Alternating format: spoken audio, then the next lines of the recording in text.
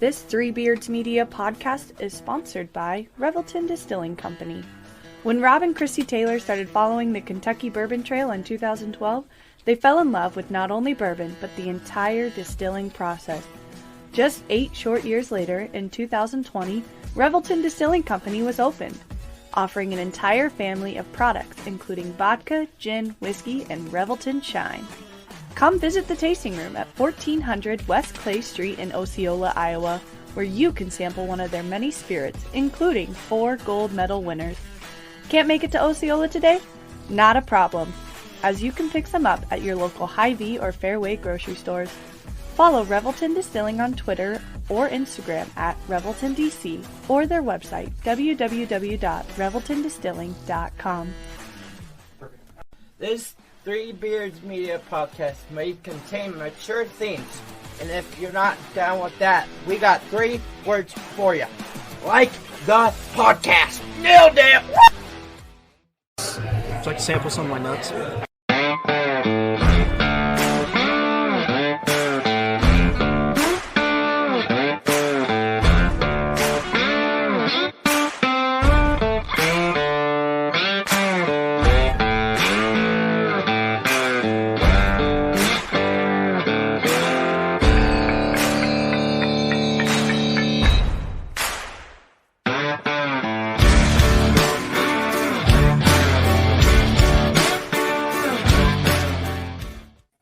Hello and welcome to a special live edition of Old Man Strength, a podcast of Three Beards Media and brought to you by Revelton Distilling Company. I am Tim Johnson, joined as always by Chris Shipley. Chris, how are we doing on this very special evening? We're doing all right. My chair is sinking. I'm not sure what's going on with the hydraulics in this chair, but all of a sudden I feel like I'm sitting in a tiny chair at a big desk. Oh, well, good. I'm the important thing is that we're doing something live, untested for the first time. We get to have a whole lot of background noise and mic noise and chairs sinking and all of that. So at least we are professionals. That's right. How are you? I'm good. I'm not going to pretend like I'm not a little bit nervous for this tonight. And in general, I don't tend to be nervous for these things, but I just assume that there are people out there ready to pounce and make fun of me, which is totally fine. I'm just more used to them making fun of you. See, you get tough skin like me. It's happened my entire life, so it'll be fine. You'll be fine. I'll take care of it. Yeah, speaking of which, hi, Bill. I'm sure you're out there listening and making fun. Anyway, but yeah, man, it has been, boy, what is this? Is this the 7th of March? I have no idea. Yeah, it is. It is the 7th of March. We are almost to spring, maybe. I think we're going to get another snowstorm this week, which sucks. So. Oh, no, you guys are going to have snow? I literally have like 2 feet of snow right outside right now. So, look, man, we are already getting messages popping in, and they're pretty much all just talking crap about us. So, no, not at all. JT saying, what's up? George has been waiting around. George I think is happening on, he's hopping on drinks and things or something. I think I said that right. I have no idea. That was the whitest way to say that, by the way. Oh, good. Excellent. Oh, no, oh, that's right. He's in Arizona right now, so he's doing all right. George is already asking to be brought on. Well, I'll tell you what, depending on how this goes, we might need to do that very soon. Yeah, man. Right. Things have been good. Things have been weird. I've had the last couple of days off of work. My daughter has not had school. She had conferences. We've done a lot of science experiments, a lot of art projects, played a lot of Battleship, a little bit of everything, which has been good because I think I also need a lot of refresher on those things. Battleship is that's a good game. I felt that poor little girl, like she has a day off of school and you're making her do science projects. I was like, I'm not making her do anything. Do you know how excited no Price is Right, no sleeping in late eating cereal all day long. She asked to do math flashcards and she wanted to time herself on the math flat. That's a tongue twister right there. Yeah. She wanted to do the math flashcards and then time herself and then see if she could beat herself through those. That's what kind of nerd I'm raising. It's fantastic. That's admirable. There's no way she's already a better student than I was ever. Clearly. Well, yeah, no, that's a very low bar. That's not. There's no need to take a shot. I was giving your kid a compliment. I was already implied that I was taking a shot at myself. You don't need to pile on. No, I appreciate that. I mean, life has been. It's funny, man. For as quiet as life is, it's also been super busy, and I know that you can kind of relate. Yeah, I now know what it's like to. I would joke to my friends that are retired and be like, "Well, you're way busier than you were when you were working." I've not been employed since January 9th, and I don't know that there's been a day where I've just kind of just sat in the house and done nothing. You know, I mean, there's all kinds of stuff to do. Stuff has gone on with the boys that I've had to run to Ankeny. I can't tell you how many times I've ran to Norwalk to Ankeny and back. It just so happens something happens and now I'm off so I can go do it. And then, the stuff going on with mom that I had to take care of. So things are starting to kind of slow down with all that stuff. So I don't know, maybe that means that I'm finally going to get a job. I hope so, because if that means that it finally slows down enough where you're just sitting around without pants, hanging around the house, then I apologize to Stacy in advance, first of all, for that. I mean, let's be honest. I was doing that while I was working anyways. Man, that's not an image anybody needs to see. I mean, I do check to make sure the camera's not on. I mean, I hope so. I'm beginning to understand why. Never mind. What? Oh, I'm so glad that this is our first live stream and that we can only see you from like the chest up, so it's fine. I got pants on for this episode. Well, that's one of us. Oh, look, our viewership just dropped. It just dropped completely when they found out that you had pants off. Are you kidding me? That's not true whatsoever. JT is still very engaged. He is. He needs to get his middle-aged white guy Phil, so he thought he'd tune in.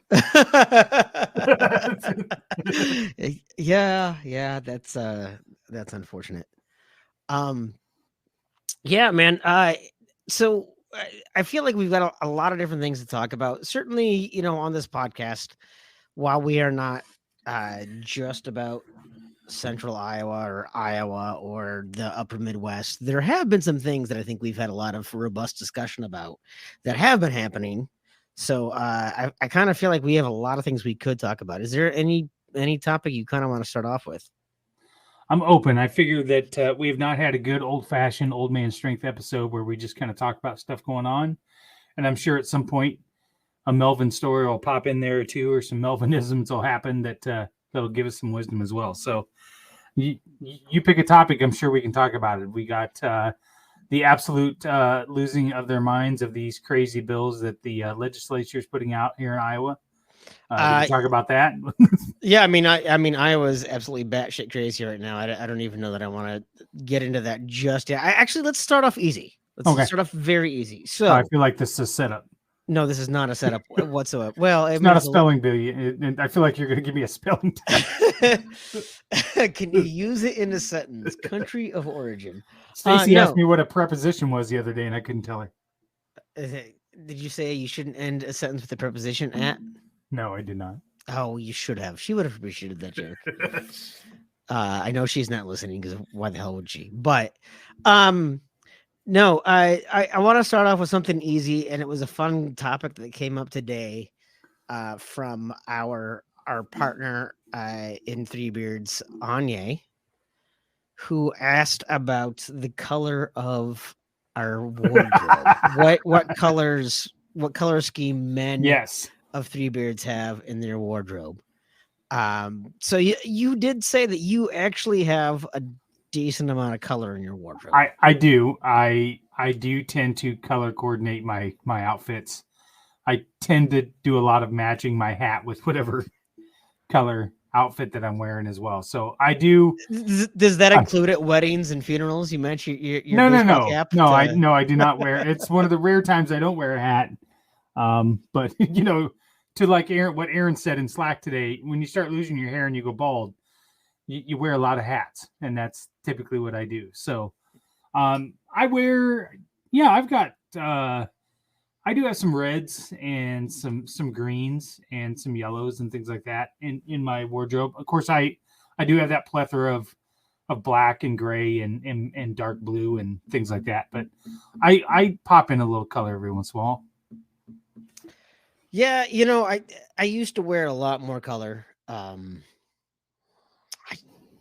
just don't. Part of it is like I said, I'm just a sweaty bastard, and my job is physical, and I sweat. So Chris does ask about red, and I know that you do wear red because of Cyclone. I did want to ask. Right. I did want to ask this. This was a question that came up for me today that I didn't ask yet. As you and I both get older, I'm not going to just throw you under the bus. I appreciate that. I'm not going to just throw you under the bus, but you and I have now been friends for like almost like 3 years, probably close to. Yeah, it'll be 3 years. I think in September. Yeah, exactly. And I've seen us both get grayer, right? Yes.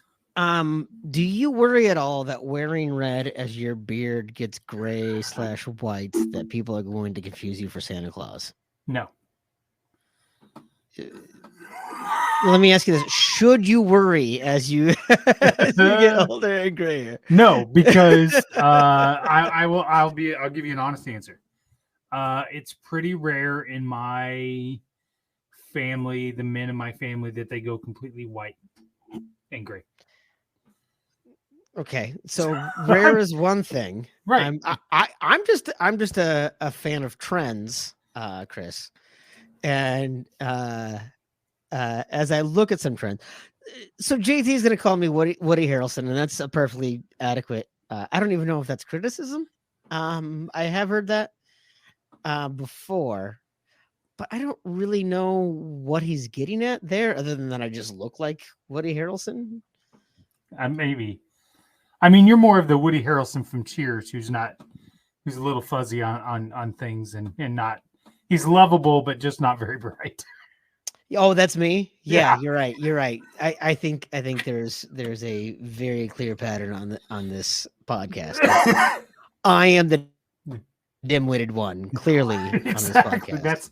We finally have got after 3 years, we've got this whole podcast thing mapped out with proper lineages. No, I don't worry. I don't worry about that. Honestly, I get what you're getting at, right? That I'm getting older. I have kind of a belly. I get it. Well, I wasn't even saying the belly. I'm just saying that you're graying, right? So if you get a gray beard and you wear red, right? And you're jolly. Am I jolly though? No, that's true. That's true. That's true. I'm kind of an asshole. To be fair. Now, if we're talking bad Santa, then okay. Then yeah, now I fit more of the bad Santa. Kind of a dick.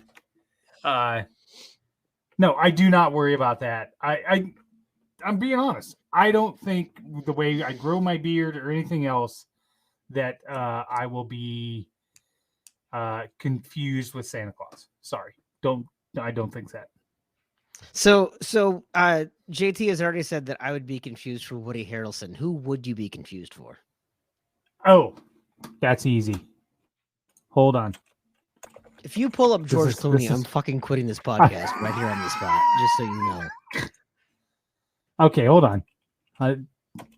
This is where we get to use this new technology that Three Beards is paying for. I would say this is a good one. Okay. Live. I cannot unsee it. Tim. That's what George says. No, it's true. I have a Woody Harrelson vibe. It's fine. I've got no problem with that. I mean, White Man Can't Jump was a great movie. Zombieland, a great movie. Right? Oh, Vincent D'Onofrio. You think you're Vincent D'Onofrio? I do think I do. Yes.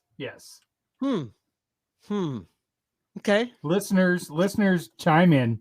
You think I look like Vincent D'Onofrio? I think that's who I look like. And I tell you, his unbearded version, if I shave, I look a lot like him. Well, I mean, I definitely see you wearing a fedora. Okay.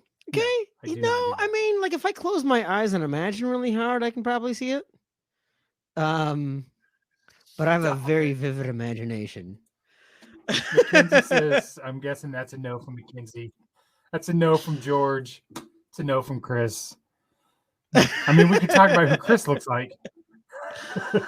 No, I don't think that. That's right, JT. I'm not weird enough for Vincent. That's right. Boy, that's a very subjective term there. What stunt? You think he's going to be a stunt double for Vincent D'Onofrio? What stunts is Vincent D'Onofrio doing that he can't do himself? Exactly. That stunt double actually has to get off the couch. See, Jolene says I look like him. My mom could be worse. Cool. It could be exactly. Could be the Vincent D'Onofrio from Kingpin, where he's super fat and bald. Which I did pull that look off once.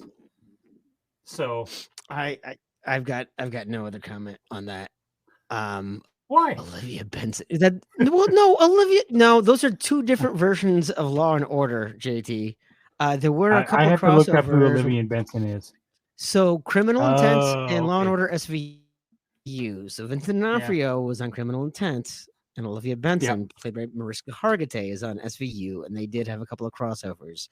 But JT is largely showing what a Midwestern housewife he is by how much he knows about Law and Order. They had crossovers. Yeah, we just said that. Listen, the original Law and Order was the best. All those other ones are shit. I would agree. I would agree with that. There were parts of Criminal Intent that I enjoyed, but yes. Caitlin will be coming for me in the comments now because SVU is like her favorite show. Yeah, so I was having this conversation with someone the other day because she was saying how she watches SVU, and her dad was saying, I think her dad was saying, "Oh, that's too like graphic and everyone dies." But then her dad watches Dateline, and she's like, "At least my murder is fake and yours is real," which is fair. But I am also a little bit of a true crime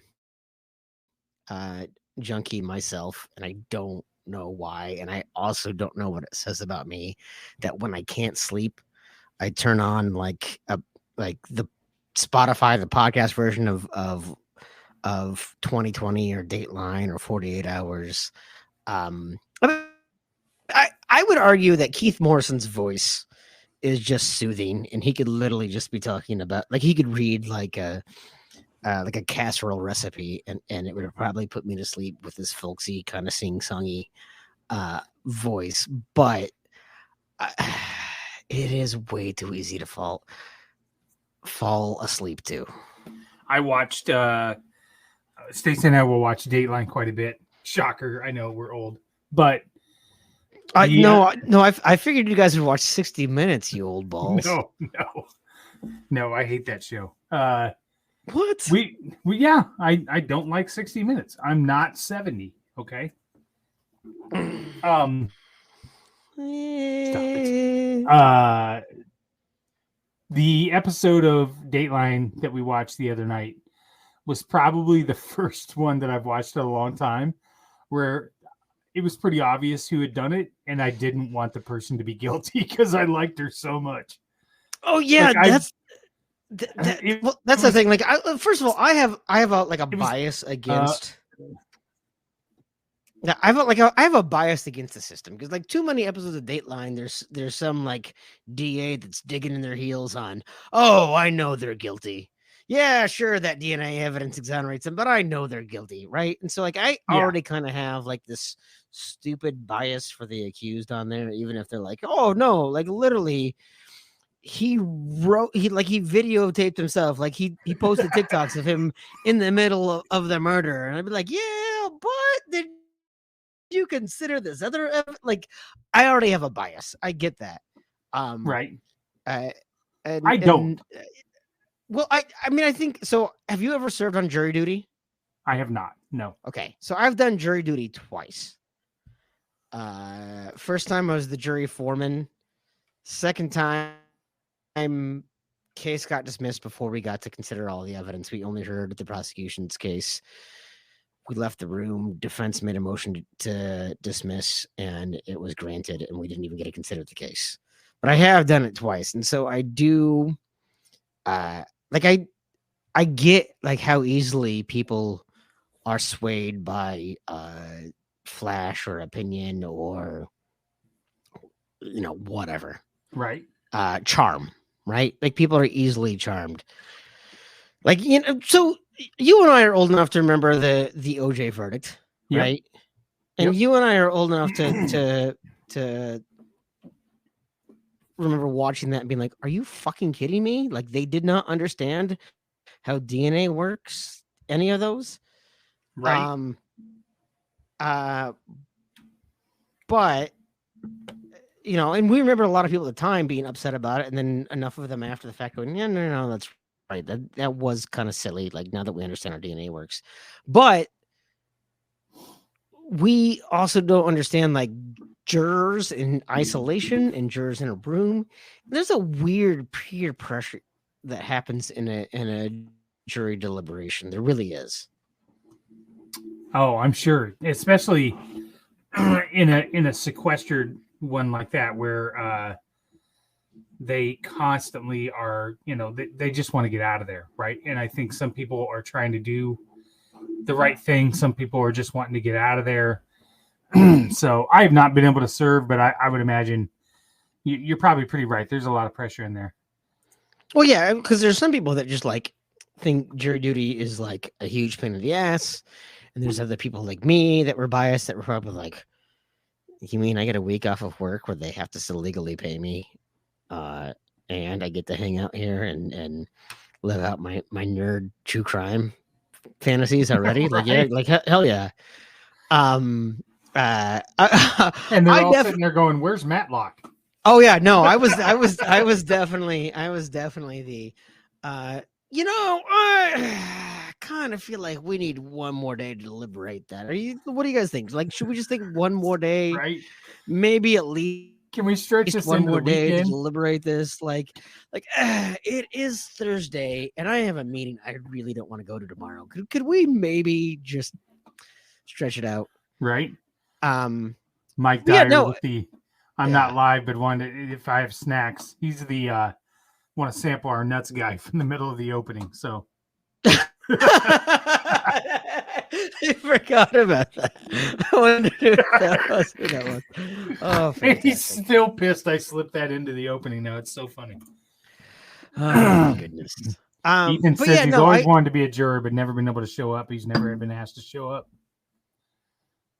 Yeah, I know. You know what's funny? It's like, so my sister got asked to jury duty like 3 months after she turned 18, like literally right after she turned 18, she was asked to serve jury duty. My mom has even been asked for like not only like county jury duty, like federal jury duty. I don't think my dad in his 70 whatever years on this earth has ever once been asked to do jury duty. I understand that it's random and I understand how statistics work. But I've gotten it twice. Right? You've never been asked once. Well, no, I've been asked. I've never served. Okay. Yeah, no, Yeah. I've had to go through the process of sitting there and wait to get assigned and gone through voir dire and all of that. It's different now, though. Because it's different now, though, because this last time, which was in November, I did not have to report. I would just have to call in every week and see if I had to report. And then if I didn't have to report, I'd have to call in a week later, and I had to do that for the full month. Oh, so you do it for the full month. So you were probably assigned to a federal, not a county, because the county isn't a full month. Federal's full month, and you call in. You might have been on the federal. I don't know. It was for Warren County though, so it was not for. It was for the Warren County courthouse. Stacy was the same way. Yep, I think they've changed it a little bit around here. I think that's how they've, since they went to COVID and didn't bring a bunch of people in and make them sit there. They pull a larger. I don't know. Month. I do think it has to do with it. There's like 7 eligible jurors in Warren County at this point.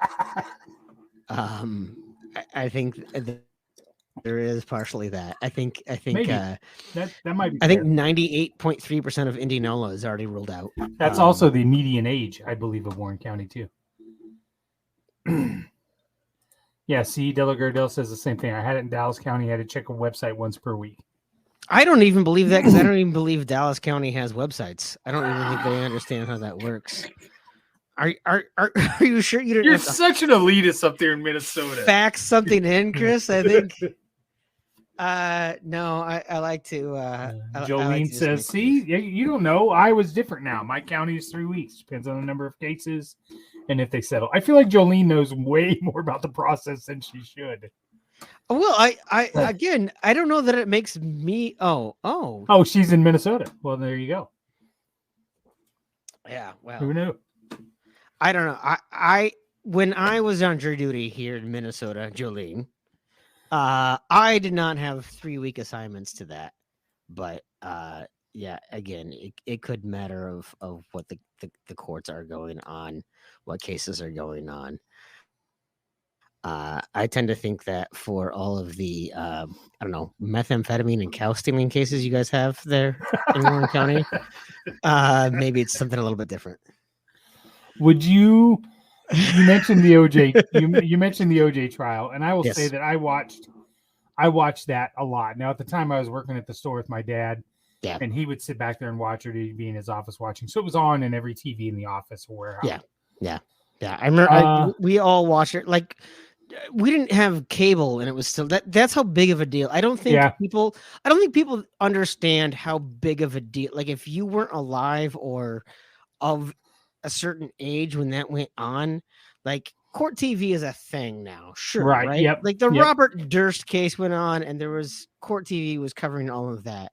I don't think people understand that in the age of OJ, first of all, the number of people that had cable was a lot lower than is now. Yep. Actually, it might be higher, but at the same time, the streaming services and all of that, right? Right. And the internet. Yep. And so, like, literally, they were covering this on, like, all 4 major networks, right? NBC, ABC, CBS, Fox were all covering things regularly. Yeah, evening programming, they were playing that. So you were getting it streamed into libraries. Like, literally, I remember being in a library watching the OJ case on a TV with the closed captioning on. Obviously, they don't like the noise, but yeah, like, it was a different thing back then, right? Good Lord, this is where we put the old man strength, Chris. I know, right? But seriously, like, it was a very different thing in the way that the entire country was captivated by it. And then not only did you watch the trial during the day, but then you watched all the news programs or the opinion shows in the evening. Yep. You know, that's where Greta Van Susteren cut her teeth and became huge and a big star. That's where Geraldo really he was always on the fringe and was just, a reporter. Now he had his own show. Say this was post him getting hit by a chair or interviewing Satanists. This was where they actually kind of retransitioned him to a quote unquote legitimate type of newsman. Yeah, he didn't unearth Al Capone's vault. Yeah, but it was an entirely different thing. Yeah, what's up, Joel? Yeah, and I loved it. Right, so now I think to myself, like this Murdoch case that's been pretty prevalent in the news the last, and people were watching that, and I was like, man, I had no interest of watching that through and through, even though I knew, to take it back, the first I had heard of that case was on Dateline about 4 or 5 months ago. I'd watched the Dateline, and now there's a Netflix special and all this other stuff. But I don't watch as much as that as I used to, and it was really riveting. And maybe it was just because it was new back then, right? It was something different, and it was never on TV like that before. Well, so you think about, there was this period where I think, so if I first go back to the Challenger explosion, that was where the dancing Itos on Leno. I totally forgot about that, Chris. That's a complete. Oh my goodness! I can't even think straight now. No, I do remember the dancing Itos. That was anyway. Lance Ito. But no, like if you go back to so say something like the Challenger explosion, right? That was the first time where a really wide national audience, because you can talk about other things that happened on live TV or things that happened in broadcast television that happened before then, but there was still a limited audience, people who were watching in real time, people who even had access in real time, whether that be, JFK assassination, walking on the moon, all those things. I know there were people glued to TVs or whatever, but like really, like the Challenger happened with millions of school children watching in real time. Yes. Right? Like literally more TVs than ever before were watching that. And that kind of kicked off this news cycle where the late 80s earthquake in California, and then the LA riot, like the Rodney King and the LA riots, and the LA riots, that really, to me, was the beginning of 24/7 news coverage, particularly again on network news. Not like, like CNN is 24/7 or Fox, like whatever, 24/7, but literally like NBC, like the networks covering 24/7, something going on. Really, the LA riots were kind of the beginning of that, right? I remember going, sitting on someone else's couch watching the LA riots happen in real time as that was going on, and you slowly moved up, and then the OJ was kind of almost like the pinnacle of that era, right? Yep. Because it combined celebrity with scandal, with a real time interview with Al Cowlings during the chase. Yeah, wow. Yes, Chris, and then Red Hot Chili Peppers wrote about the LA riots. I was so waiting for a break.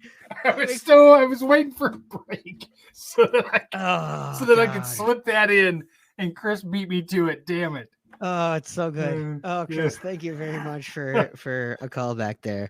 For our listeners or viewers who may not be familiar, Chris really thought that the Red Hot Chili Peppers song "Under the Bridge" was written about the LA riots, despite the fact that the song was written, produced, and released 2 years after the LA riots.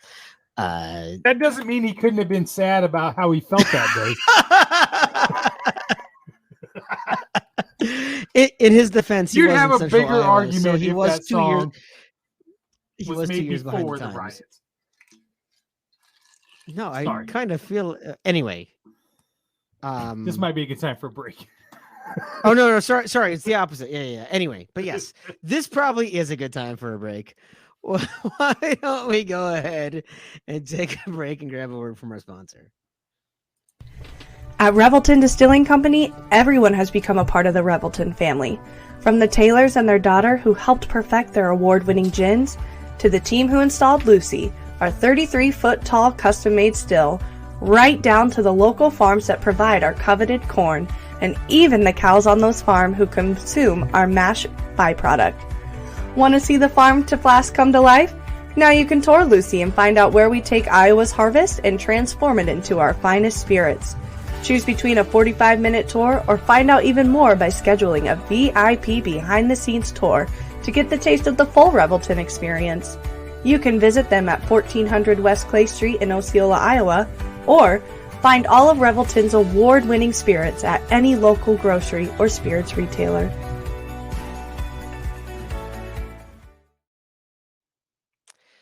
If you guys do All not right. check out Revelton Distilling down in Osceola, please do go ahead and give Rob and Christy our best. Yeah. So again, as we were saying before that break, Under the Rita found Bridge, something. 1990. Oh, what? Oh, you found the chase. Hold on. The Dancing Edos.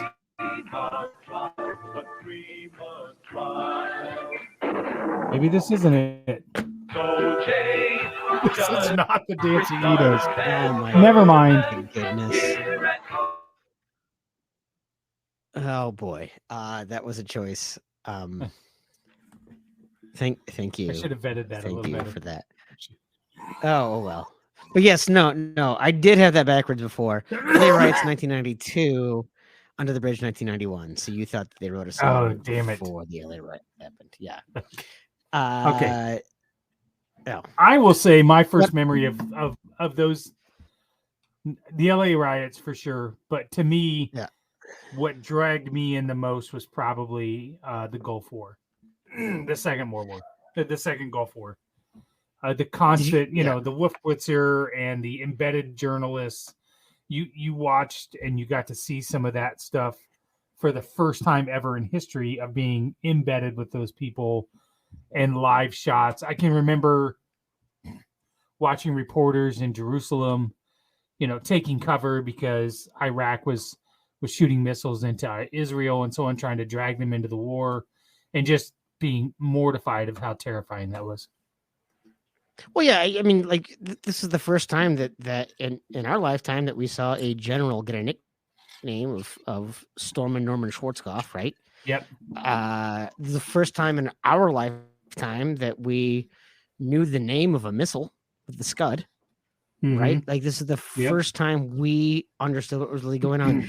And for us to not understand, it was post. Technically, selective service was still a thing, but no one was getting drafted in there.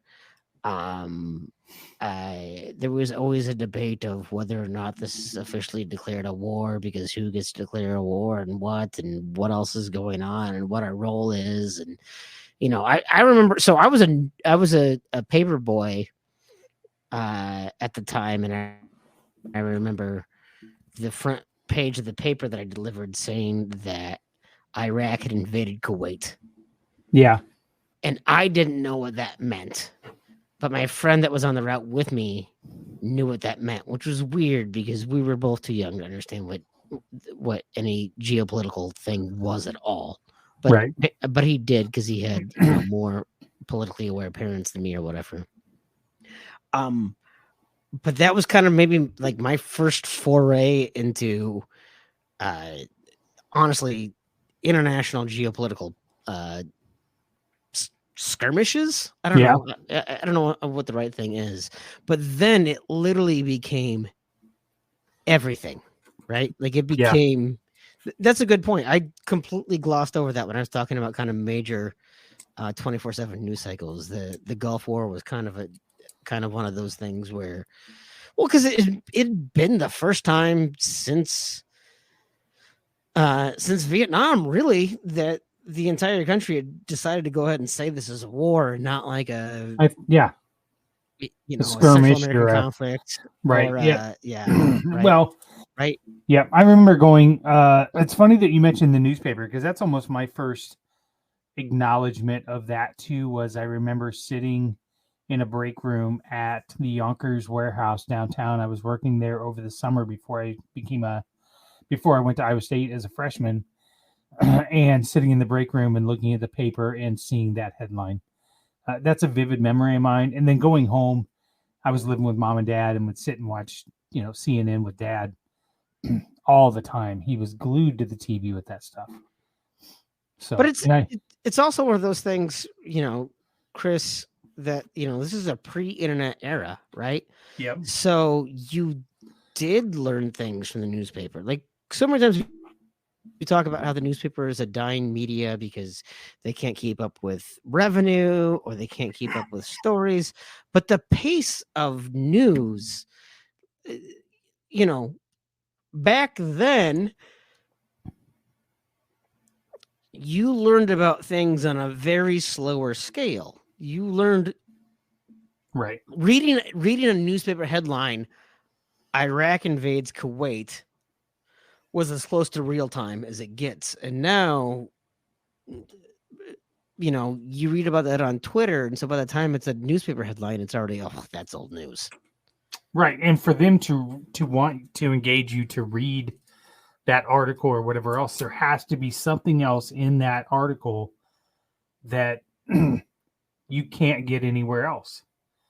And in turn, what does that sometimes manipulate the news to become? So Gulf War was 1990, right? Am I wrong? I think Look it this up was- for me.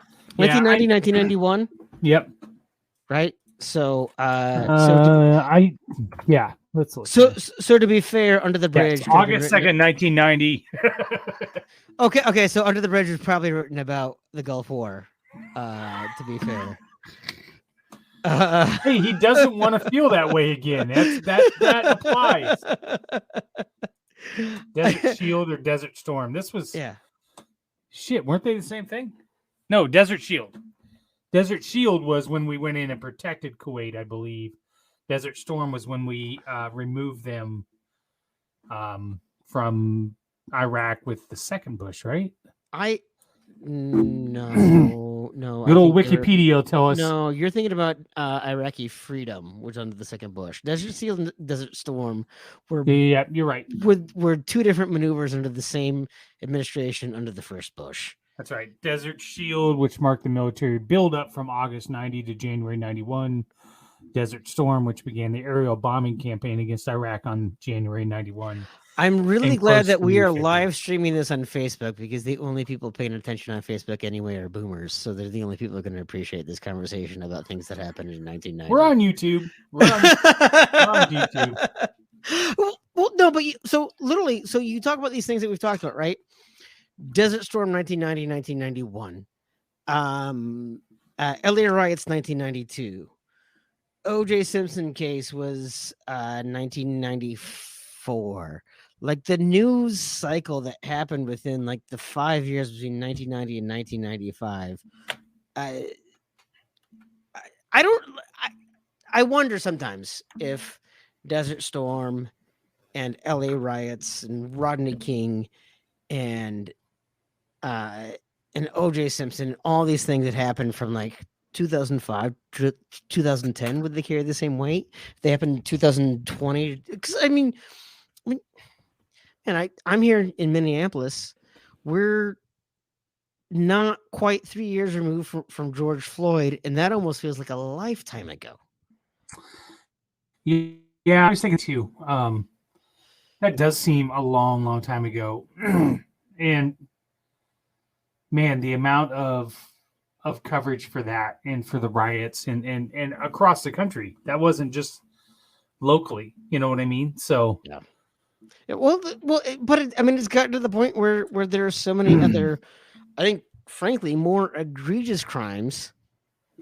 You know, like you think about certain crimes that happened. Rodney King, Trayvon Martin, George Floyd. You have these kind of hot button crimes that have happened of police brutality, but there have been a billion other instances that have kind of gotten glossed over, and I don't understand it. Sometimes it feels to me like some of that just has to do with like the nature of the news cycle, which is a shame. Yeah. Right.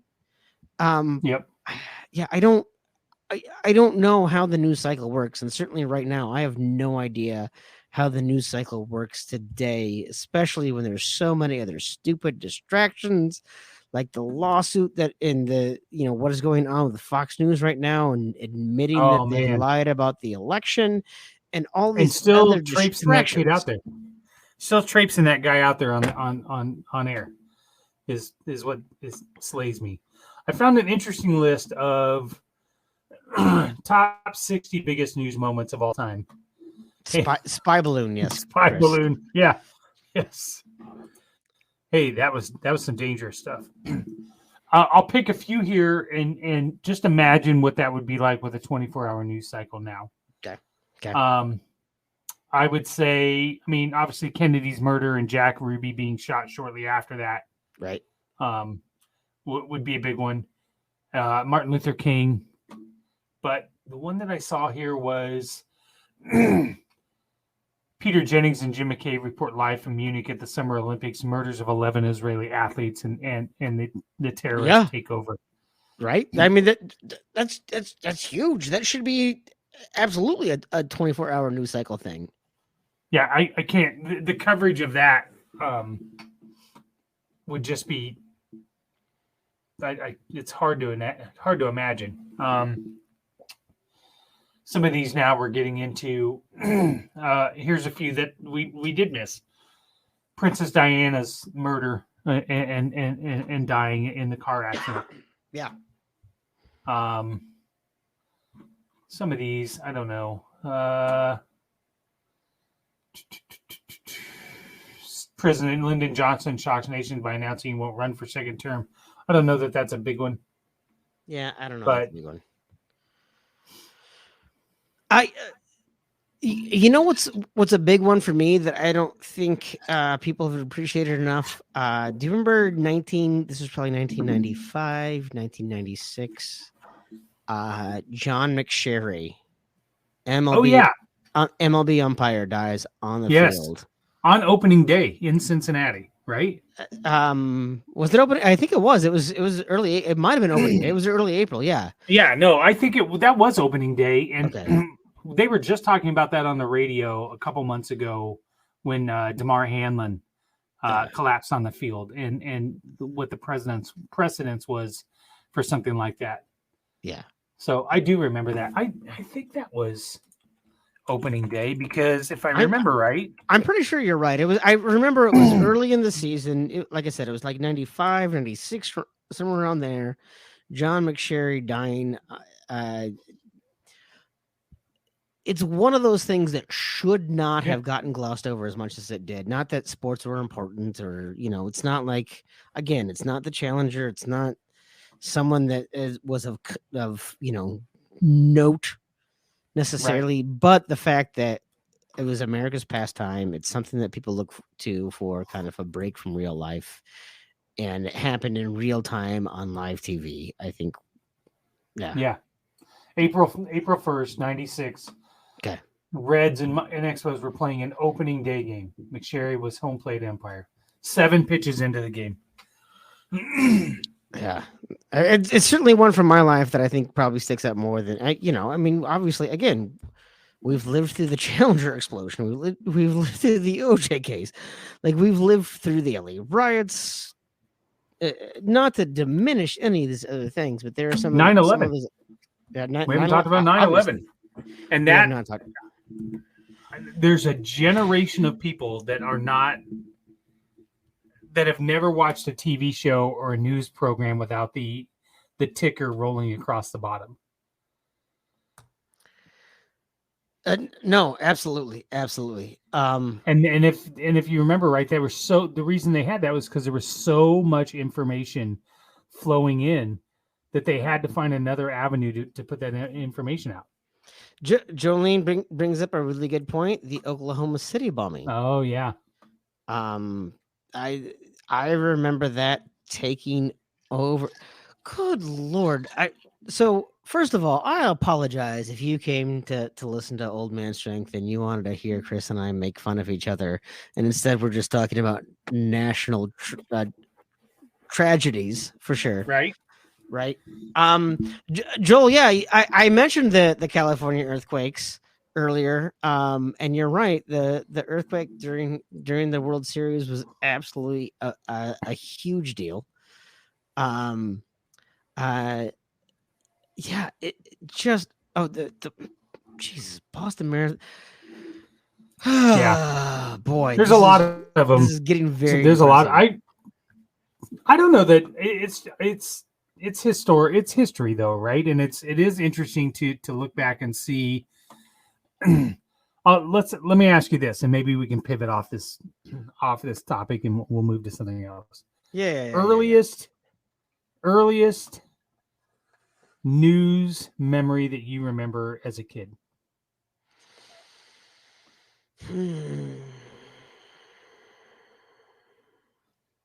Probably Challenger for me. I mean, I'm a bit younger than you.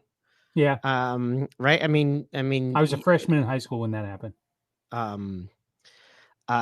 mean, I'm sure for you, Reagan getting shot was a big one. That is mine. That's that one, or believe it or not, Anwar Sadat getting shot. And the only reason I remember that is because we had a school speaker coming to our school that day to talk to us about Egypt and the Egyptian pyramids and all that stuff, and he canceled because he was shot that day. Yeah, I mean, Chris mentions Iran hostages. The Iran-Contra affair was probably pretty strong in my memory as well. But did you comprehend what that was about, though, or just that it was in the news? I remember. Oddly enough, I remember reading Oliver North's testimony. For whatever reason, as a kid,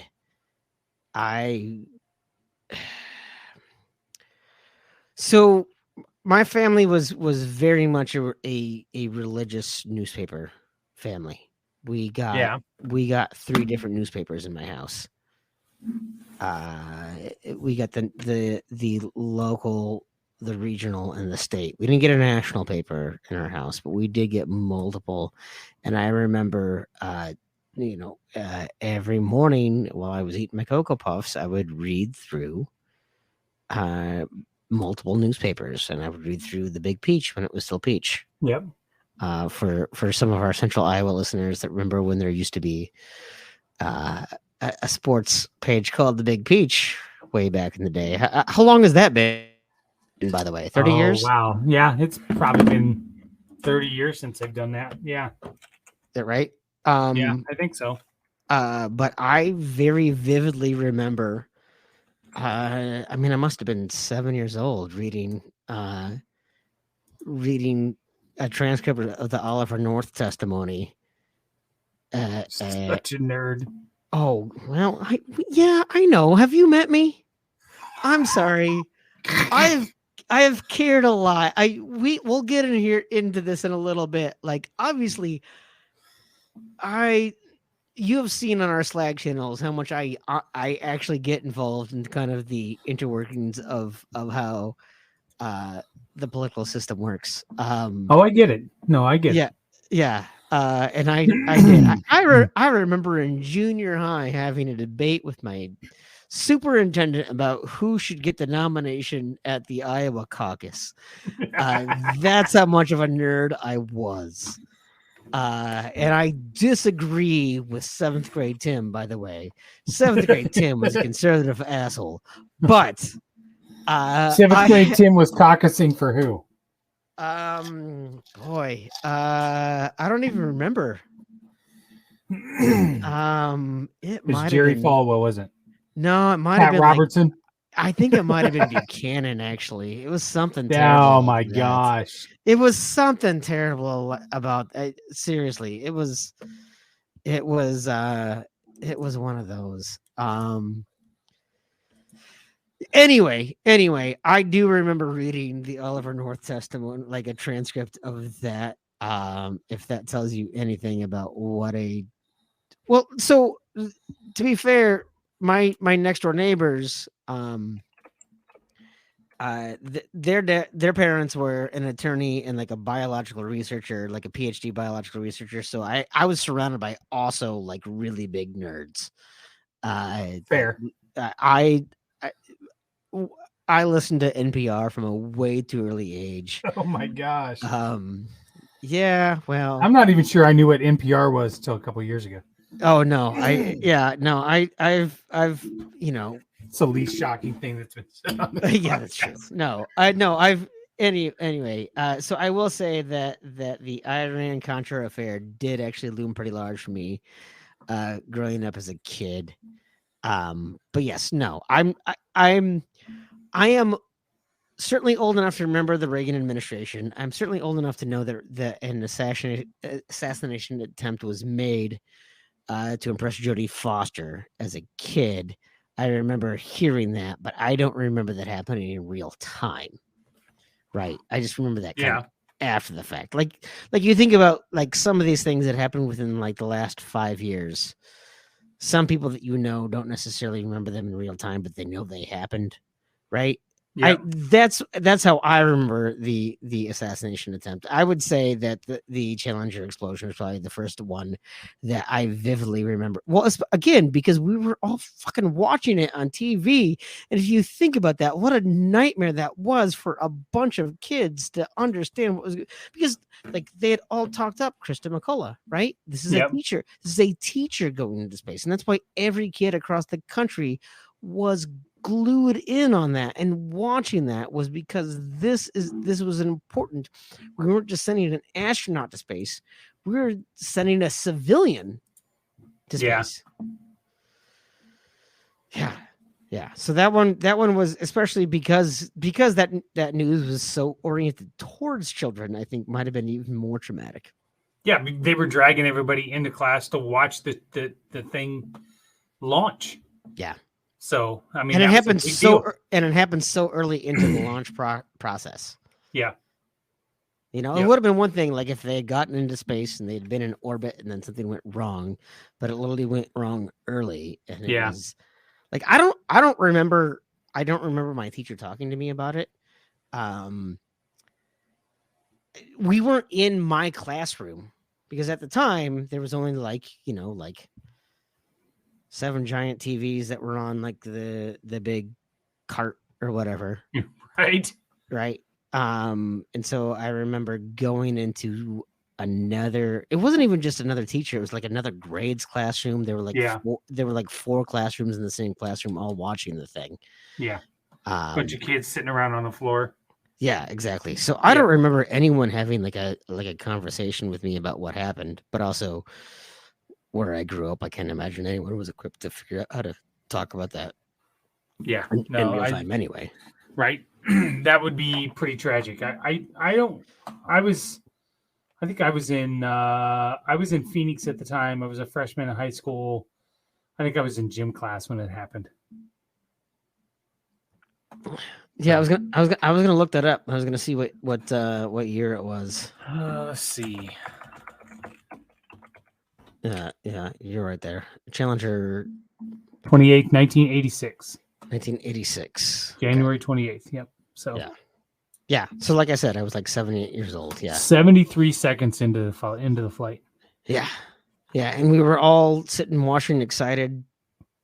I mean, I don't know how much of a real-time delay there was, but there also wasn't a delay to stop that. Yeah. So no, I don't know that there was one, right? It was, I mean, it was as live as it was at that point. I don't know that they were, so. Yeah, no, that one will probably still be next to 9/11 be the most poignant one in my life, just because we all watched it happen in real time. And 9/11, I actually didn't even get to watch in real time. Like I said, like it's a thing. Like I was at a job. I was out. I was not at the office. I was not near TV. I heard about it. I didn't really kind of process that it was a real thing. And then I watched it all after the fact. I was listening. I was driving to the store. Dad was actually in Phoenix, supposed to fly back that day to Des Moines. I had heard on the radio just a news report that a plane had hit a building in New York. And by the time I got to work and walked in the back room, the TV was on in the warehouse, and the second plane hit as I was watching TV. And then, an hour or so later, the plane had hit the Pentagon, and now they're shutting all these things down. And at that point, I had no idea if my dad was on a plane or not. Yeah. So he finally called me and said he was at the airport waiting to get on a plane, and he had to get off the plane. So so my my now ex mother-in-law was working in Manhattan at the time, and normally shouldn't have been down in the financial district. Yeah. Certainly had no reason to be down in the World Trade Center Plaza. And so I started getting calls from her family members. I was getting calls from my now ex-wife's uncles saying, "Hey, is Pat okay? Have you heard from her?" And I'm like, I first of all, I didn't know what was going on at the time. And then when I finally did, I'm like, well, no. She's at like Midtown Manhattan. She's not anywhere close to any of that. It's fine. But I hadn't heard from her. Yeah. And I finally did. And she actually had like a meeting down at World Trade Center Plaza that morning. And she had like, for whatever reason, she had like a breakfast meeting, and then she went back to her hotel. So she watched it all happen from her hotel in Jersey. Oh my gosh. Right across the river. But she had been there like an hour before the first plane hit. Oh my gosh. To me, I was like, she always stays in Midtown near the Oracle headquarters. Like, she's not anywhere close to that. But for whatever reason, she was in New Jersey, and she had a morning meeting at World Trade Center. And then she went back to her hotel, and she watched it from the balcony from her hotel room. So like I didn't even realize like how close she was at the time. I didn't, it took like 24 hours for me to learn all of that. And so I was getting all these messages asking, "Hey, have you heard from Pat? How's she doing? Is everything okay?" And I was like, "I'm sure she's fine. She stays in Midtown. It's not a big deal." I didn't get it, but also I wasn't there. So I wasn't like even watching in real time. So I was away from an office, away from a TV. Yeah. I didn't know what was going on. So it was all very, very different. So Jolene, you heard this on KQ. You're saying, Tom Bernard's coverage. That's I can't imagine. I'll have to maybe sometime go back and listen to Tom Bernard's coverage. He's not necessarily known for the most sensitive reading of current events. So I can't imagine what that would have been like. But still just all wild in real time. Yeah. All right. We'll take a break for Kyle, and then we'll come back and we'll hit our STFU segment here in a little bit and then wrap up. Yeah. Let's go ahead and take another break. We'll grab another word from our sponsor, Kyle Lehman at Wintrust Mortgage, and we will be right back. There was some conversation today on Twitter about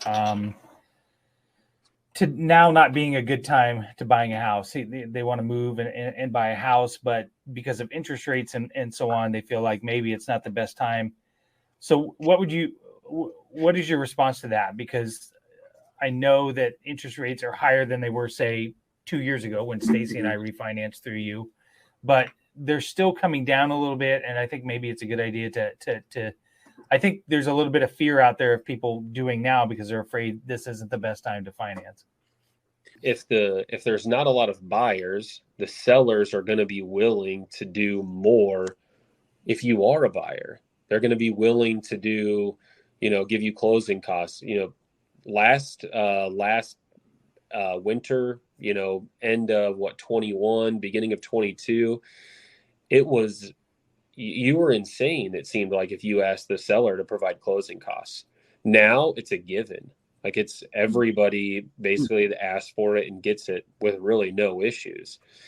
If I'm buying, I'm going to buy before rates go down, because what can I do if I buy a house for $200,000 and my rate's 6% and then rates go down to 4.5%? You can refinance, and guess what? You're only going to owe $200,000 minus whatever you put for a down payment. Instead of the rates go down, you pay $225. Your payment's going to be probably the same, maybe a little bit less on the $225, but your neighbor's still going to owe $25,000 less than you, and they're going to have the same rate as you because they're just going to refi.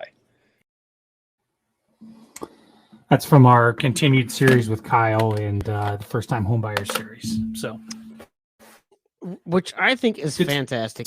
If you guys aren't checking out Kyle and the knowledge that he has, if you're looking to buy a house, not even just a first time home buyer, I can certainly tell you right now that the market is challenging right now. While it may not be a seller's market because the market is rough, the interest rates are high, it's not a buyer's market, it's a challenging market right now. But if there's anyone who can actually give you sound advice as both a seller and a buyer, I think Kyle really understands what is going on in the market right now. Very sound advice. So Kyle, thank you very much for that. Chris, I think it's probably time for us to pivot off of being just terrible old men talking That's right. about all of the tragedies that have happened in life. Is there something that you want? I mean, there's been a lot going on here recently. Is there anything that you did want to talk about that is not just things blowing up or people dying? I don't know. With the last 2 months that I've had, I'm not so sure I'm the guy you should be asking. Well, then here I'll pivot here, and I'll even use a segue here. All right. Speaking of things that are imploding and complete tragedies, what is going on in the University of Iowa athletic department? I don't know, but I have to address this comment first from Cole, my neighbor. Hey, Cole, when this podcast's over, I'm going to come over there and punch you right in your face. So David Montgomery is not going to the Chiefs and knock it off. Okay. There's a tweet out there reporting that he's, first of all, if David Montgomery has a really, really close relationship with Matt Nagy, then I would suggest he needs serious psychiatric help. That would be my first problem. So, but yeah, let's talk about something fun like the University of Iowa. Man, what a shit show that is. I can't even imagine. We jokingly talked a little bit in Slack today, and in my defense, I was reluctant to ask the question because I really didn't know the answer, and I figured you were going to hammer me and make fun of me, and you slightly took the high road. But Ted Leitzico's tweet about the president refusing an interview by reporters, I wasn't sure who that was. So when I read the tweet, not knowing who she was, I thought it was like, again, you're gonna make fun of me. We head of the weekends, we talked to the University of Iowa, and they came back and said, no, we won't talk to you. And that's why I put it in Slack and said, hey, when is the firings going to come at this point? Not knowing there wasn't a president of the Board of Regents. Well, there is a president of the Board of Regents. There is certainly, which, by the way, he is actually an Iowa grad. Just so you know, there is a president of the Board of Regents. Okay. But the Board of Regents acts like, I mean, honestly, man, if you've ever worked at a Fortune 500 company and you've looked at that board, first of all, in the private sector, boards are usually made up of the founder or primary investor's best friends. So they don't really provide, like, for instance, when I was at Buffalo Wild Wings, the board of directors was chaired by the guy who had previously been, he might have still been when I was at Buffalo Wild Wings, but he was previously like the executive vice president of design at Best Buy from when I had been there, James Damian. And not to say James wasn't a very smart guy, but a board of directors meets quarterly. They have no fucking clue what's going on in the business. They have no clue what is going on in the business. And I would argue that the Board of Regents, not like,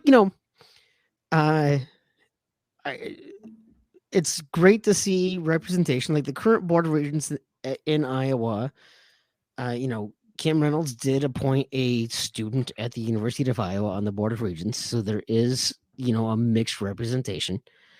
But they still don't really have.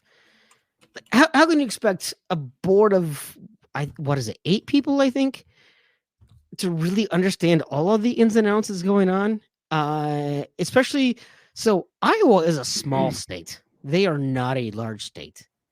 They might be the smallest state with two AAU universities that are actually in 2 different conferences. And I know that athletic conferences don't seem like they play a role in academics, but they do. Funding from particularly the non-revenue sports really goes back into the academic coffers. And so you've got Iowa might be the only state anywhere near its size with 2 Power 5, 2 different Power 5, 2 AAU schools,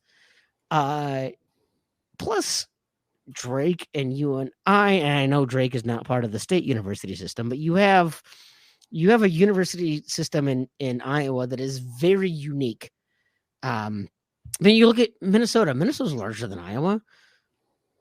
We have one state university system that is the University of Minnesota Twin Cities, and a bunch of these smaller things like Morris or whatever that are not that are still technically part of the state university system, but you don't have another competing school. You've got reciprocity with different states because there's different things going on.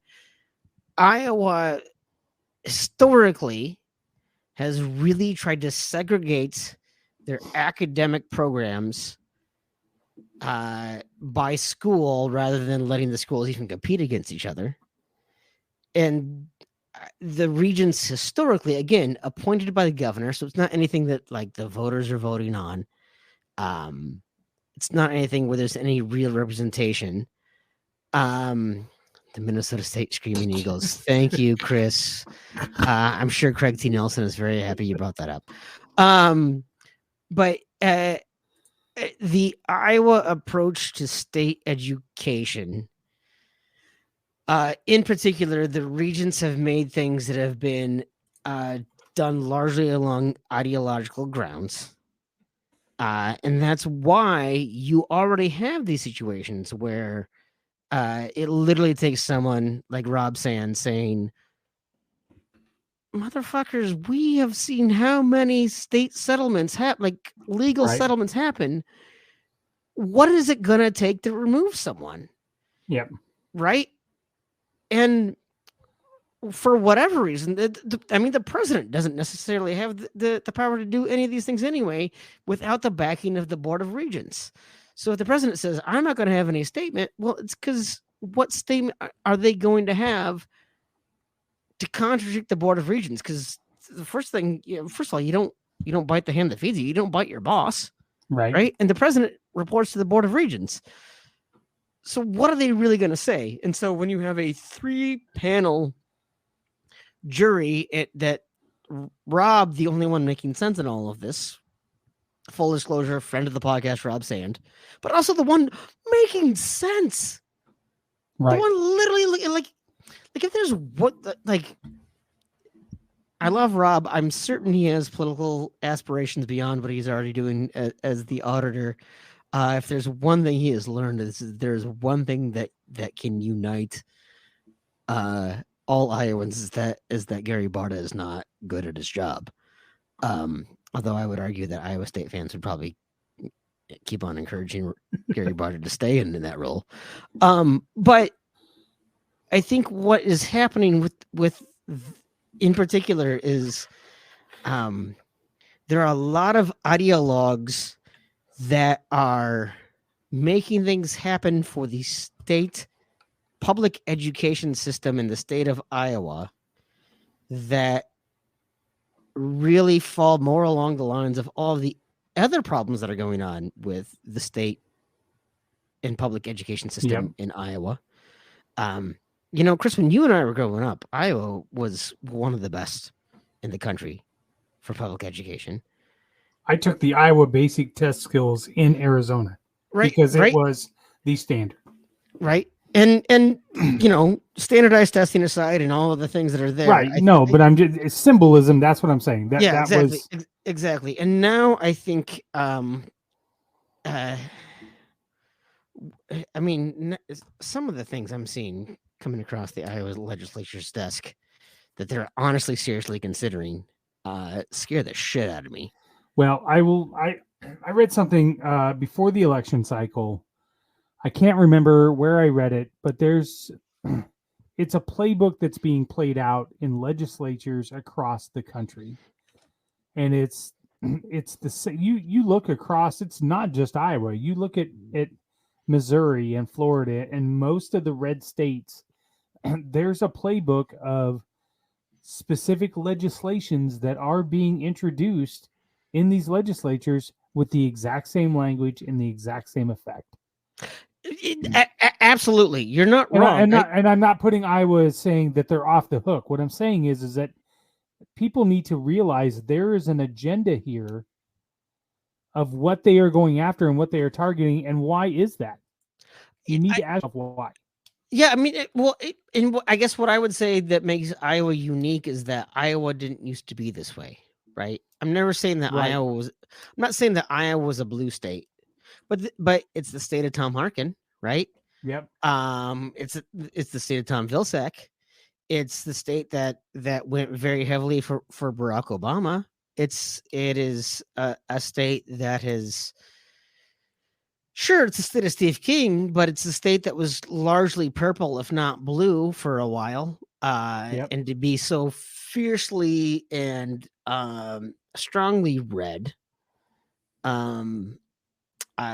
is surprising, for sure. I mean, I think some of that has to do with the brain drain that we're seeing in a lot of states, and I think some of that has to do with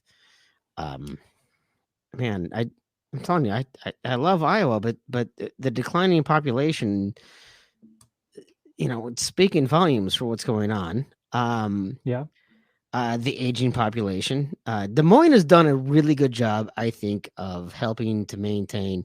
I think Des Moines has done a better job in the last 10 years than they did in the 30 years previously of trying to actually maintain 100%. a youthful population. 100%.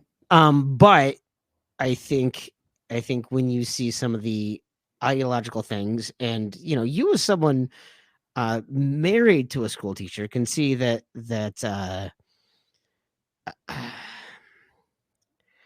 I'm all about individual freedom when it comes to education. I have a hard time parsing between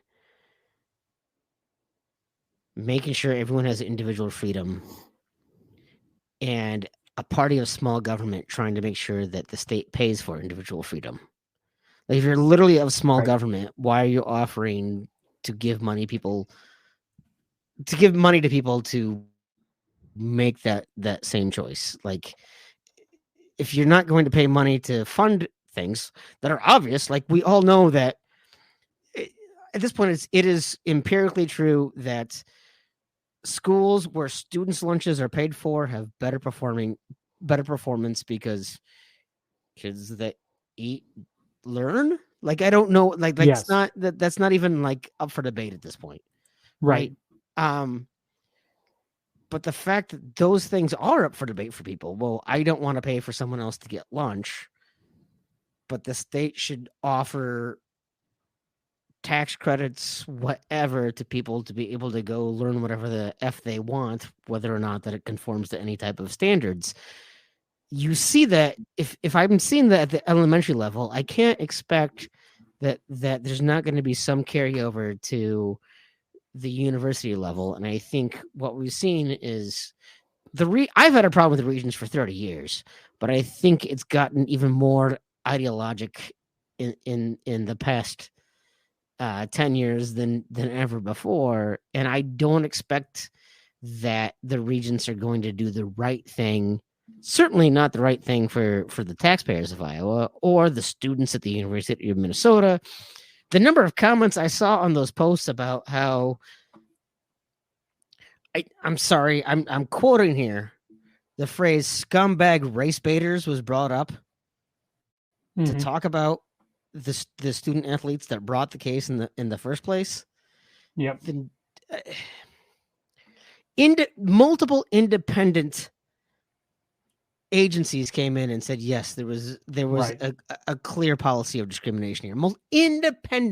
Multiple independent agencies came in here and did this. This was not just people, bringing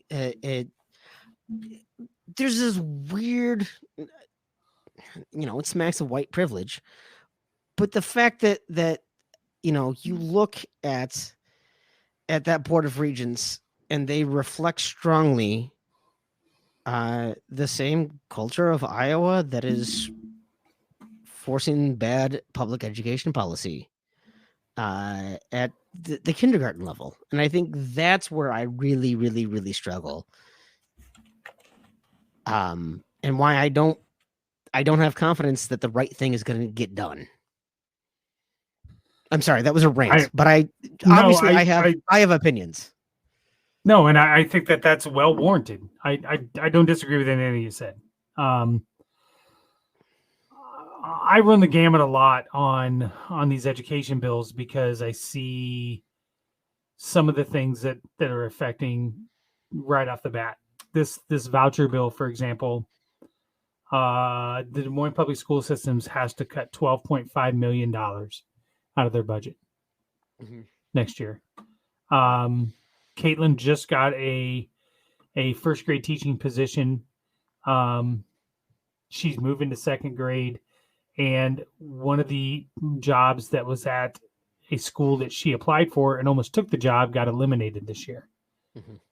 So, I've said before, I'm sitting here now 2 months in, and haven't had a job. I'm not entirely sure what would happen if my wife, who's had over 30 some years in the district, at that point, they look at her and say, okay, we need to make a cut.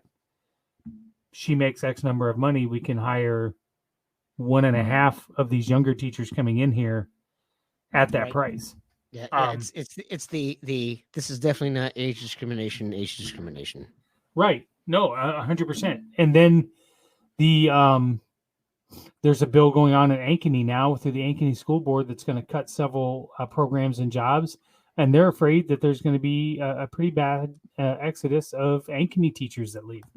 And Ankeny, by the way, I'm not saying Ankeny has not been one of the most explosive school districts in the entire state. But they decided they didn't have enough room, and so they built a whole nother high school. Right. They got exorbitant pretty fast over the last 15 years. Right. We're going to call in an audible here for the Steph Copley segment. So you ready to go for that? And then we'll bring on one of our listeners here. Yeah, I love it. All right. We're going to take a listen to Steph Copley's sponsor segment, Shut the Fuck Up. And then we'll come back with our new person. Hey everybody, it's Steph Copley, the woman behind the STFU segment on the Old Man Strength podcast. When I told the guys I wanted to sponsor this segment, they recommended that I make a charitable donation instead, so that's what I did. I chose the Young Women's Resource Center in Des Moines, Iowa. They're a nonprofit that supports, educates, and advocates for girls and young women ages 10 to 24. Their whole goal is to make sure that these young women become strong, self-confident, and successful. And if you know me at all, you know that aligns with my goals as well. If you're interested and would like to donate, check them out at ywrc.org and donate today. And remember, don't forget to STFU and listen every once in a while. Thanks.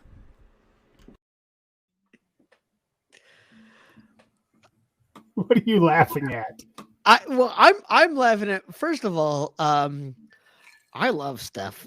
My only worry about Steph is that she was dumb enough to sponsor anything for us idiots. It's for a good cause. Oh, it's for a great cause. I'm also laughing at Fifth Element rules. Yeah, I know. He's such a douche. Also, whatever you're listening to this on, you need to turn it down. What? So if you're watching this on a different device, Chris, you got to turn that down. There's a lot of feedback. I can barely hear you. Am I really loud? Yeah. That's all right. There you go. That's good. Yeah, perfect. No, right. you're good now, Chris. All right. I'll try Fifth to. I'll Element just try to rules. talk Mostly quiet. That's his shut the fuck up moment. Is Fifth Element rules. All right, I'm kicking him out of here now. All right, so Chris, you know the gist of this. Tim and I get to shut the fuck up. You get to say whatever you want. God help us. Is that how this works? You've heard this podcast before. Do you not listen this deep into the episodes? You don't even listen this deep into the episode, Shipley. I don't know if I've heard this particular segment. This segment is at one point, believe it or not, Tim wouldn't shut up. So Steph told him to shut the fuck up so that she could get a point in. That's I can't imagine that. All right, so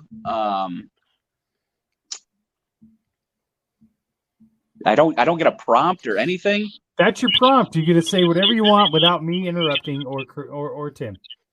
So no, here's your prompt, Chris. You've got 5 minutes to air out your grievances with Shipley. Oh man! And I know I only gave you 5, so you have to be selective here. I don't want to kick him while he's down, though. Yeah, because that's never stopped you before. Oh man, it just feels wrong. All of a sudden, Della Gardell has a conscience. I was gonna say, hey, I don't know. You should have brought on Dyer. Dyer would have ripped me within 5 seconds. Probably. All right, so Chris, the floor is yours. Chris and I are gonna shut up. What's grinding your gears? What's grinding my gears? Honestly, with the stuff you guys were talking about, with some of the stuff that the Iowa State government is trying to do, I mean, I agree with both of you guys. I just don't understand where it's coming from or who these people are, because it just seems like, 10 years ago, I mean, just like you were saying, Tim, I mean, it seems like a different state. It honestly does. And I don't know if it's all just they're just trying to put forth stuff that they know isn't going to pass, but that their particular base is going to appreciate. I feel like that's a lot of it, because some of these things, like the gay marriage one, for example, that's never going to work. They can't take those rights away. Now that we've had them for however many years it's been. I mean, the first thing I thought of when I read that was, what happens to, do people get grandfathered in? All the people that have been married since then, when it was legal, what happens there? So I don't get it. But hopefully we can, like I said, I mean, the stuff will very likely get shot down, and hopefully we can make a change to where we don't have to hear this kind of stuff anymore. It's certainly been changed to now that they want to legislate out of fear rather than out of leadership. You can't lead by keeping people fearful and scare and the boogeyman. The one that set me off the other day was the tweet with the video from the guy from CPAC who was talking about transgenderism needs to be eradicated. Right. I've kept off Facebook and I've kept off some of those for a while, but I posted a pretty big rant about that. That is straight up Nazi 101 out of the playbook. You take a group of people, you blame them for your entire problems, and then you make it a point to eradicate that problem by removing them from society. That shit's dangerous. Yeah. And scary. And John, I'm sorry, I'm forgetting his name, from Comedy Central, who Jon Stewart. Jon Stewart's Jon Stewart. video that's floating around on the gun debate. Oh my says gosh. it perfectly. Says it perfectly. That was amazing. Yeah, you want to legislate people and infringe on their rights, but not when it comes to the number one killer of children, Right. which is gun violence. Yeah, I mean, I had said on Twitter that like I don't care how my child identifies as long as their primary identifier is alive. And I stand by that. I do think one of the challenges with what that Jon Stewart video had was that the rules of engagement have changed. And we're seeing this right now with all of the testimony showing that all the Fox News executives and Tucker Carlson have shown through their text messages and through their emails that they know they're lying. And yet you see Tucker Carlson yet this week doubling down. Yeah. And posting irrelevant video of Jacob Chansley and saying he should be exonerated. And you see like it's because they know it doesn't matter. It doesn't matter. Right. And so snark from the left doesn't work. Yeah. And it doesn't matter how many, like, I mean, first of all, I'm guilty, man. I have tweeted multiple times that I have never registered for a political party. I was never excited about Hillary Clinton. I was never excited about Joe Biden. But I did vote for both of them because I was not excited about Donald Trump. Right. And so I am, in some ways, I'm part of the dichotomy in that I am against one side, but that doesn't make me part of the dichotomy because the dichotomy itself is false. Right. I just don't like one extreme. And I can say that, first of all, there's no dissonance in my mind of saying, hey, the Republicans are terrible. And you say, well, the Democrats are also terrible. Like, that's true. But like punching my grandma is not as bad as stealing a candy bar or is worse than stealing a candy bar. Right. Like there's like, I can differentiate between the two crimes and I can say that both crimes are terrible, but one is very worse. And so punching my grandma is worse than stealing a candy bar. And the Republicans are punching my grandma and the Democrats are stealing my candy bar. Like, I don't have to say that I align with stealing a candy bar to say don't punch my grandma. And that's kind of what's going on, is that there are these problems that I know that sensible, smart people in Iowa have a problem with. They have these weird. First of all, the Democrats are literally the farmer and labor party, and who is voting for Republicans? It's not the farmer or the labor, like right? Like the blue collar people and the farmers, the people who need help from the state, aren't the ones voting for Democrats in Iowa. They're actually voting for Republicans. They're voting against their self-interest. Yeah. And so it becomes a challenge of, it was that Jon Stewart video was great, and I tweeted about the hypocrisy of the system, but I also know there's not a single Republican whose mind I changed with that video. I don't know how to find common sense. Yeah, that makes sense. I'm really honestly discouraged, and I have been for 8 years now, but things are just becoming so entrenched on both sides that it turns into, most people aren't voting for somebody, they're voting against somebody else. Yeah. Well, and that's where I'd argue that I don't think people were voting against people when they voted for Trump. I think they were literally voting for the stupid charisma that I don't get. Maybe. I mean, no one voted for Hillary or Biden that had a cult. Like there's a cultism. Like no one belonged to the cult of Hillary or the cult of Joe. There's a cult of Trump. that I do not get. Like you can point out to their face, like Donald Trump could call you a pussy and punch you in the throat, and some of their followers would still be like, he's just listening to what I want. Like, that is the point that seems weird to me. Yeah.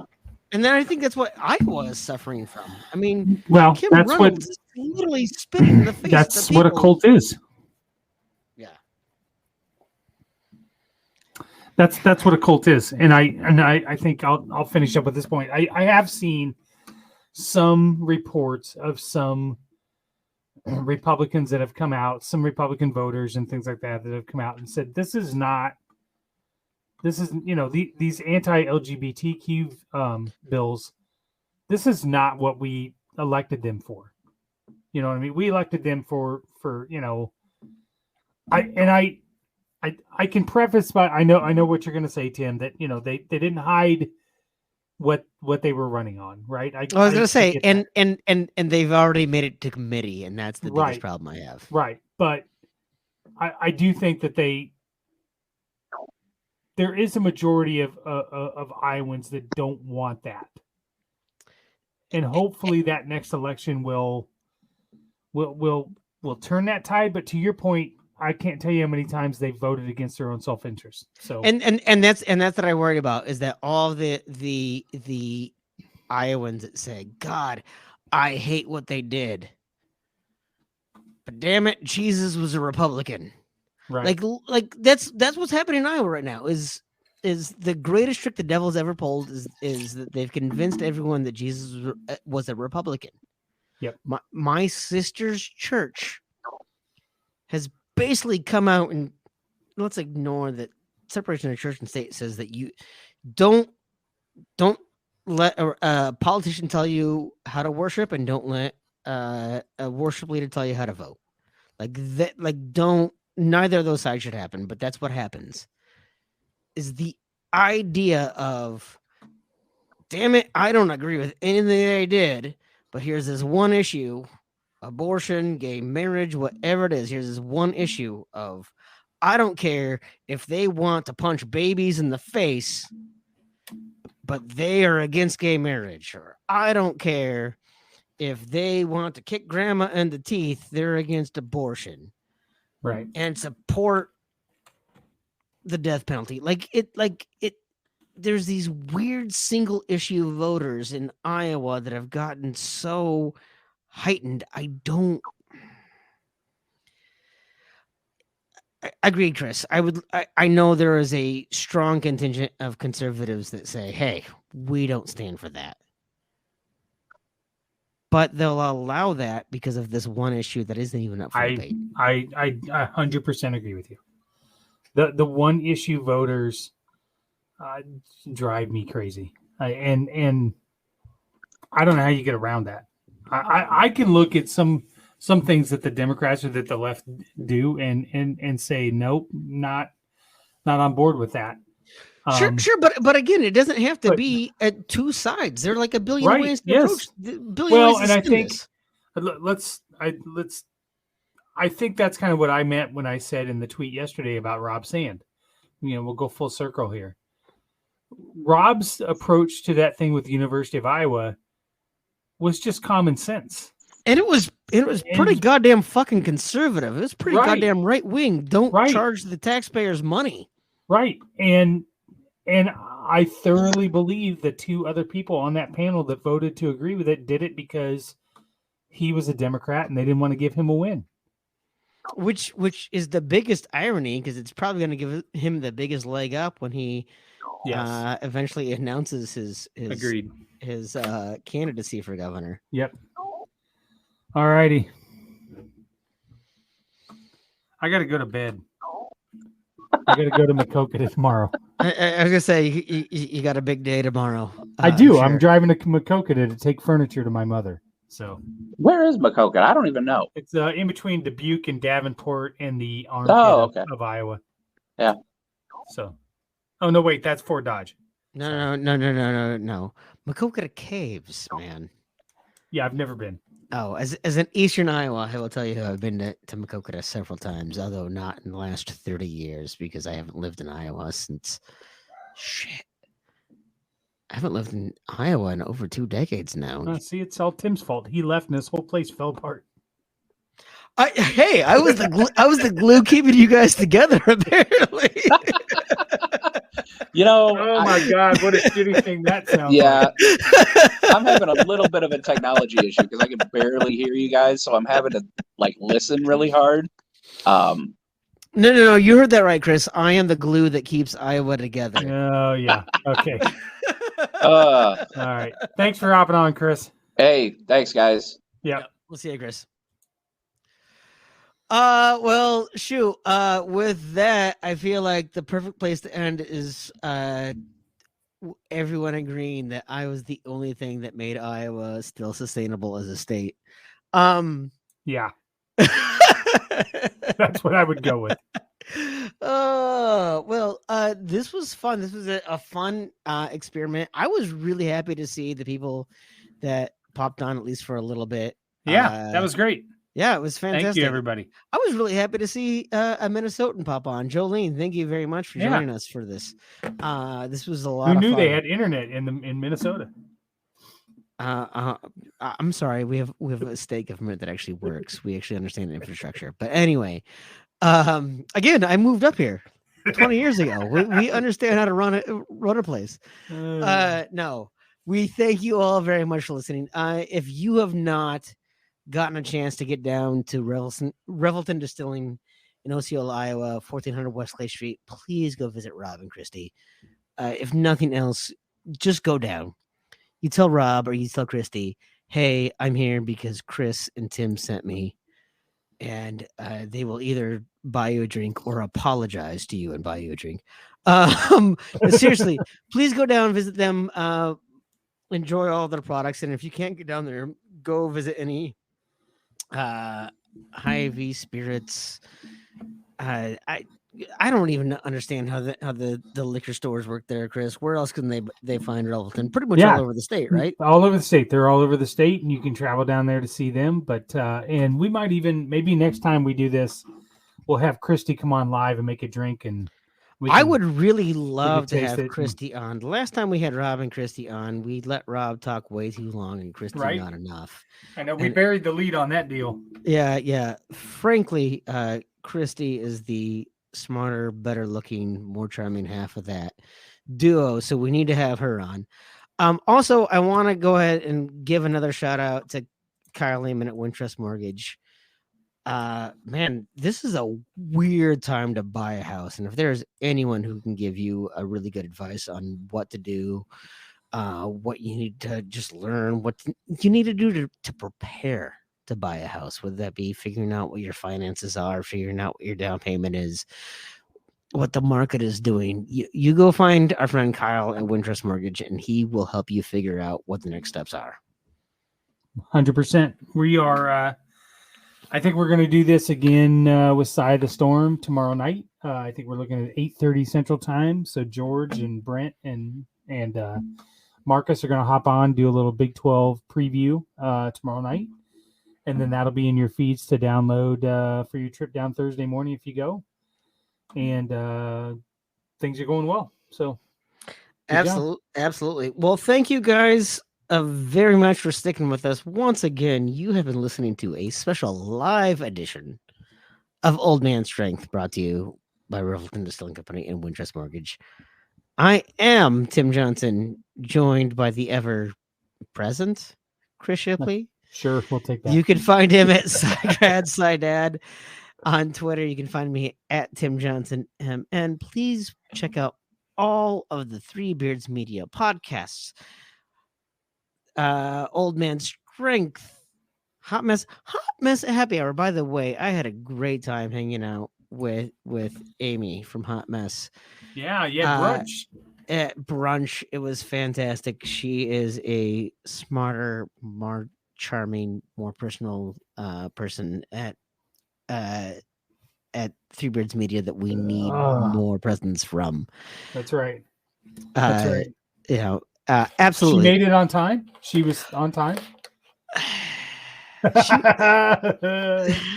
a no. I got her a table, and I text messaged her, and I told her, hey, our reservation is 11:45. I got her table. You come find me. And she said we're on our way, and she was staying 3 blocks away, and they drove. God love her. I know, but so much fun. We talked so much about what was going on. She was up here enjoying the Big Ten tournament, talking about Caitlin Clark, and I for as much as a diehard cyclone as I am, Caitlin Clark is a generational talent, and I'm not going to ever 100%. deny that what she does and the way she makes it look effortless, and the fact that it's even a debate who's National Player of the Year for women is stupid. Shouldn't It's be. And we are stupid. We are so lucky in the state to have both her and Ashley Jones. I mean, imagine Ashley Jones, who just won Big 12 Player of the Year, right. very clearly should have won Big 12 Player of the Year, right? Yep. We have the 2 best women's basketball players in the country, in my opinion. Yep. And I will announce that George Trice is going to be a little pissed off. Maybe we'll let him be a little co-host, but I am in talks to have Coach Matt Campbell on Old Man Strength. So I'm supposed to get a text message back of when he's going to be put on the schedule. So be prepared for that. So anyway, thank you guys very much for listening. We have so much more content coming out. Joel, thank you very much for hanging out with us for this entire time. We are very grateful to all of our listeners. Please, again, check out all the podcasts. I didn't even mention all the others. Fill in the Blank with Anya. Obviously, Hot Mess Happy Hour, Bitter Units. Chris, you have 7 podcasts now. What else do you have going on? Fall Starts with Bill Blank. Coming up this Monday, we are going to have Lindsay Fennelly on to talk about her story. Oh my goodness! And you're going to let Bill interview her? I'm going to let Bill interview an Iowa State Cyclone. So I've got the mute button and Let me tell you something. That Fall Starts podcast, it's got a little bit of a showing, but we talk about some really important stuff on there. So it's been a lot of fun. I love to give Bill a hard time because Bill deserves a hard time. That's right. Literally, that man. When you want to wish bodily harm on a referee, you've got some serious mental issues.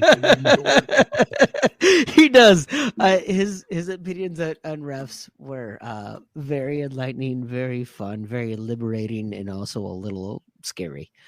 But no, we thank you for that. Please go ahead and check it all out. But with that, guys, I have kept you on way too long. So we thank you, and we will catch you guys next time.